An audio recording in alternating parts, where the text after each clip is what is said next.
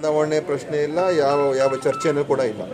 ಅಲ್ಲ, ಒಕ್ಕಲಿಗ ಸ್ವಾಮೀಜಿ ಅವರು ನೇರವಾಗಿ ಹೇಳ್ಕೋಬಹುದು. ಅವರು ನಾವು ಹೇಳ್ತಾ ನಮ್ಮ ಇದು ಕಾಂಗ್ರೆಸ್ಸಿನ ವಿಚಾರ, ಕಾಂಗ್ರೆಸ್ ಪಕ್ಷದ ವಿಚಾರ.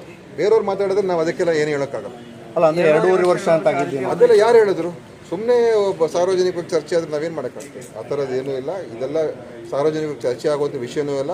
ಸಿದ್ದರಾಮಯ್ಯ ಅವರು ಒಬ್ಬರು ನಮ್ಮ ಮುಖ್ಯಮಂತ್ರಿ ಇದ್ದಾರೆ, ಅತ್ಯಂತ ಒಳ್ಳೆಯ ಆಡಳಿತಗಾರರು. ಅವರು ಇದ್ದಾಗ ಇನ್ನೊಬ್ಬರು ಮುಖ್ಯಮಂತ್ರಿ ಬಗ್ಗೆ ಮಾತಾಡೋದು ಅದು ಎಷ್ಟರ ಮಟ್ಟಿಗೆ ಸರಿ? ಈ ಮೂಲಕ DKC ವರ್ಸಸ್ ಸಿದ್ದರಾಮಯ್ಯ ಸ್ಟಾರ್ಟ್ ಆಯ್ತಾ?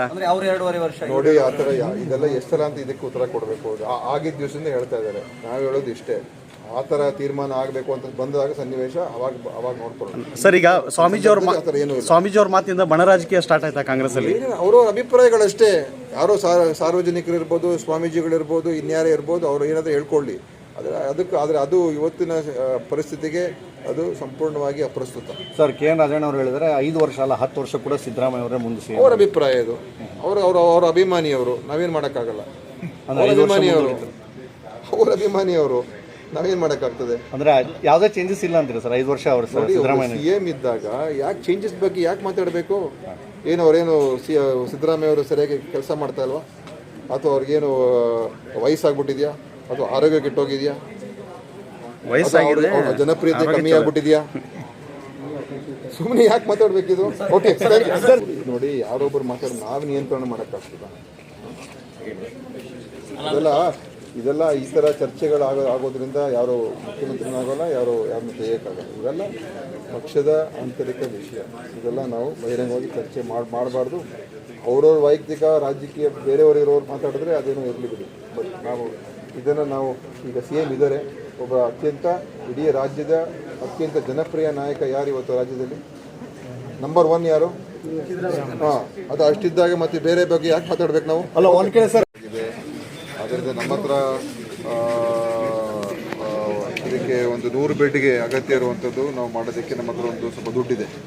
ಇನ್ನು ಮಿಕ್ಕಿದೆಲ್ಲ ಇದಕ್ಕೆ ಒಂದು ರೀತಿ ಸಮಗ್ರವಾಗಿ ನಾವು ನೋಡಬೇಕಾಗ್ತದೆ. ಅದಕ್ಕೋಸ್ಕರ ಇದನ್ನು ನಮ್ಮ ಹತ್ರ ಸ್ವಲ್ಪ ಅಮೌಂಟ್ ಇದೆ. ಆ ಅಮೌಂಟನ್ನ ಸೇರಿಸ್ಕೊಂಡು ಇವರ ಹತ್ರ ಈಗ ಅಡ್ಮಿನಿಸ್ಟ್ರೇಟಿವ್ ಅಪ್ರೂವಲ್ ಆಗಿದೆ, ಅದನ್ನು ಕೂಡ ಕ್ಲಿಯರ್ ಮಾಡಿಸ್ಕೊಂಡು ಇಲ್ಲಿ ಏನೇನು ಎಕ್ವಿಪ್ಮೆಂಟು ಮತ್ತು ಅಗತ್ಯ ಇರುವಂಥ ಕೆಲಸಗಳು ಏನೇನು ಬಾಕಿ ಇದೆ ಎಲ್ಲವನ್ನು ಕೂಡ ಪೂರೈಸಬೇಕು. ಒಂದು ಅದನ್ನು ತೊಗೊಳಕ್ಕೆ ಹೇಳಿದ್ದೀನಿ ನಮ್ಮ ಈ ಆಸ್ಪತ್ರೆಗೆ. ಎರಡನೇದು, ಇದಕ್ಕೆ ಮಾನವ ಸಂಪನ್ಮೂಲ ಬೇಕಾಗ್ತದೆ. ಅದು ಈಗ ಯಾವುದೂ ಅಪ್ರೂವ್ ಆಗಿಲ್ಲ. ಅದನ್ನು ಹೊಸದಾಗಿ ಈಗ ನಾವು ಪ್ರಸ್ತಾವನೆ ಇಡಬೇಕಾಗ್ತದೆ. ಅದನ್ನು ಖಂಡಿತವಾಗಿ ಒಂದು ತಾರ್ಕಿಕ ಅಂತೇಳಿ ತೊಗೊಂಡೋಗ್ಬೇಕು. ಆದ್ದರಿಂದ ಒಂದು ಕಡೆ ಎಕ್ವಿಪ್ಮೆಂಟ್ದು ಮತ್ತು ಅಗತ್ಯ ಇರುವಂಥ ಸಾಮಗ್ರಿಗಳು ಅದನ್ನು ನಾವು ಈ ಒಂದು ಸೂಪರ್ ಸ್ಪೆಷಾಲಿಟಿ ಆಸ್ಪತ್ರೆಯಿಂದ ಮಾಡಿಸ್ಕೊಡ್ತೀವಿ, ನಮ್ಮ ಇಲಾಖೆಯಿಂದ ಮಾಡಿಸ್ಕೊಡ್ತೀವಿ. ಎರಡನೇದು ಮಾನವ ಸಂಪನ್ಮೂಲ. ಅದನ್ನು ನಮ್ಮ ಜಿಲ್ಲಾ ಶಸ್ತ್ರಚಿಕಿತ್ಸಕರಿದ್ದಾರೆ, ಡಿಸ್ಟ್ರಿಕ್ಟ್ ಸರ್ಜನ್ನು ಅವ್ರಿಗೆ ಹೇಳಿದ್ದೀವಿ. ಇದೆಲ್ಲ ಡೀಟೇಲಾಗಿ ಒಂದು ಪ್ರಪೋಸಲ್ ಕಳಿಸಿ ನಾನು ಅದನ್ನು ಗೌರ್ಮೆಂಟಲ್ಲಿ ಮೂವ್ ಮಾಡ್ತೀನಿ ಅಂತ ಹೇಳಿದ್ದೆ. ಸೊ ಇದಕ್ಕೊಂದು ತಾರ್ಕಿಕ ಅಂತ್ಯಕ್ಕೆ ತೊಗೊಂಬರ್ಬೇಕಿದೆ. ಯಾಕಂದರೆ ಇಷ್ಟೆಲ್ಲ ಕಟ್ಬಿಟ್ಟು ನಾವು ಉಪಯೋಗ ಮಾಡೋಕ್ಕೆ ಹಾಕಿದ್ರೆ ಇದೊಂದು. ಎರಡನೇದು, ನಮ್ಮ ಟ್ರಾಮಾ ಸೆಂಟರ್ ಏನಿದೆ, ಟ್ರಾಮಾ ಸೆಂಟರ್ ನೇರವಾಗಿ ನಮ್ಮ ಇದು ಬಿಲ್ಡಿಂಗ್ ರೆಡಿಯಾಗಿದೆ. ಅದು ನನ್ನ ಇಲಾಖೆಗೆ ಬರೋದಿಲ್ಲ. ಇದು ವೈದ್ಯಕೀಯ ಶಿಕ್ಷಣ ಇಲಾಖೆ, ಅದು ಸಂಜಯ್ ಗಾಂಧಿ ಆಸ್ಪತ್ರೆಯವರು ಅದನ್ನು ಮಾಡಬೇಕು ಅಂತ ಹೇಳಿ, ಅದು ಯಾವ ಹಂತದಿಂದ ತಿಳ್ಕೊಂಡು ನಾನು ಅದನ್ನು ನಮ್ಮ ವೈದ್ಯಕೀಯ ಶಿಕ್ಷಣ ಸಚಿವರ ಜೊತೆ ಕೂಡ ಮಾತನಾಡ್ತೀನಿ. ಸಂಜಯ್ ಗಾಂಧಿ ಆಸ್ಪತ್ರೆ ನಿರ್ದೇಶನ ಕೂಡ ಕಲಿಸಿ ಅದನ್ನು ಕಾರ್ಯಗತ ಮಾಡೋದಕ್ಕೆ ಏನೇನು MD ಇಲಾಖೆಯ ಏನಾಗಿದೆ ಹೇಗಾಗಿದೆ ತಿಳ್ಕೊಂಡು ನಮ್ಮ ಇಲಾಖೆ ಪರವಾಗಿ ಖಂಡಿತವಾಗಿ ಅದನ್ನು ನಾನು ಮೂವ್ ಮಾಡ್ತೀನಿ. ಅದೇ ಇಲ್ಲಿದು ಸೂಪರ್ ಸ್ಪೆಷಾಲಿಟಿ ಆಸ್ಪತ್ರೆದು ಖಂಡಿತ ನಾವು ಇದನ್ನು ಆದಷ್ಟು ಬೇಗ ಇದನ್ನೆಲ್ಲ ಸ್ವಲ್ಪ ಒಂದು ಇದು ಜನರಿಗೆ ಉಪಯೋಗ ಆಗುವಂಥ ಹಂತಕ್ಕೆ ತೊಗೊಂಬರೋದಕ್ಕೆ ನಾವು ಎಲ್ಲ ಕ್ರಮ ತೊಗೊಳ್ತೀವಿ. ಸರ್, ಬಹುದಿನಗಳ ಬೇಡಿಕೆ ಇದೆ ಮೆಡಿಕಲ್ ಕಾಲೇಜ್ ಆಗಬೇಕು. ಮೆಡಿಕಲ್ ಕಾಲೇಜ್ ಅದು ಗೌರ್ಮೆಂಟ್ ಲೆವೆಲ್ ಡಿಸ್ಕಷನ್ ಆಗಲಿ.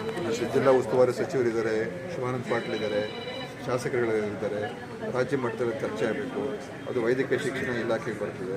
ಅದು ಆ ತೀರ್ಮಾನ ಆಗಲಿ. ಈ ಆಸ್ಪತ್ರೆದು ಮಾಡೋಣ, ಮತ್ತು ನಮ್ಮ ಜಿಲ್ಲಾ ಆಸ್ಪತ್ರೆ